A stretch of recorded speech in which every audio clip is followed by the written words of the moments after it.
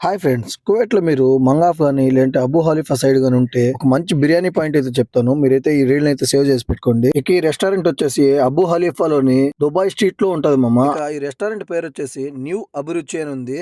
మేమిక్కడికైతే 2 సార్లయితే వెళ్ళాము. 2 సార్లు కూడా టేస్ట్‌లో అయితే ఎక్కడే గాని కాంప్రమైజ్ అయితే అవ్వలేదు. ఒకటి ఫస్ట్ వచ్చినప్పుడు 2024లో అయితే వెళ్ళాము. మళ్ళీ ఇప్పుడు 2026లో అయితే వెళ్ళాము.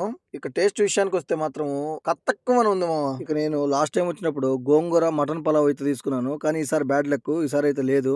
ఈరోజు వచ్చేసి మనము చికెన్ గోంగూర పలావ్ అయితే తీసుకున్నాము. అండ్ చికెన్ బిర్యానీ కూడా తీసుకున్నాము మామ. దాంతో పాటు స్టార్టర్స్ వచ్చేసి చికెన్ ఫ్రై అయితే తీసుకున్నాము. టేస్ట్ వరకు అయితే చాలా బాగుంది. లాస్ట్ టైం ఎలాగుందో సేమ్ యాజ్ ఇట్ ఈస్ అలానే దింపేసారు టేస్ట్ మాత్రము. ఇక కాస్ట్ విషయానికి వస్తే కాస్ట్ కూడా చాలా అంటే చాలా రీజనబుల్ గానే ఉంది. జస్ట్ దినారు రూపాయి అయితే తీసుకున్నాడు ఒక్కొక్క బిర్యానీకి. ఇక ఫుడ్ క్వాంటిటీ అంటావా, ఒక మనిషికి అయితే ఫుల్ గా సరిపోతుంది మామ. ఫుడ్ క్వాంటిటీ మళ్ళీ ఎక్స్ట్రా రైస్ కూడా ఇస్తున్నాడు మనకు కావాలంటే. ఇక మనకు బోర్ కొట్టకుండా ఒక సినిమా కూడా ప్లే చేశాడు. ఆ సినిమాలో హీరోని బట్టి ఆ సినిమా పేరేంటో మీరైతే కామెంట్ చేయండి. ఇక కువైట్ లో మీకు తెలిసిన మంచి మంచి రెస్టారెంట్లు ఏమైనా ఉంటే నాకైతే కామెంట్ చేయండి. నేనైతే విజిట్ చేసేసి ఫుడ్ అయితే మనం టేస్ట్ చేసేసి దాని రివ్యూ అయితే మనం చెప్తాము. ఇక అలా సరదాగా మనము ఆ భోజనాన్ని అయితే ఫినిష్ చేసుకొని ఫైనల్ గా ఒక పెప్సీ తీసుకొని తాగేసి ఇగో ఇలా పిచ్చి పిచ్చి బొమ్మలు వేసుకుని అయితే బయటికి అయితే మనం వచ్చేసాము బిల్ కట్టేసి. ఈ వీడియో మీకు నచ్చినట్టయితే షేర్ చేసి లైక్ చేసి సబ్స్క్రైబ్ చేయండి. జై హింద్.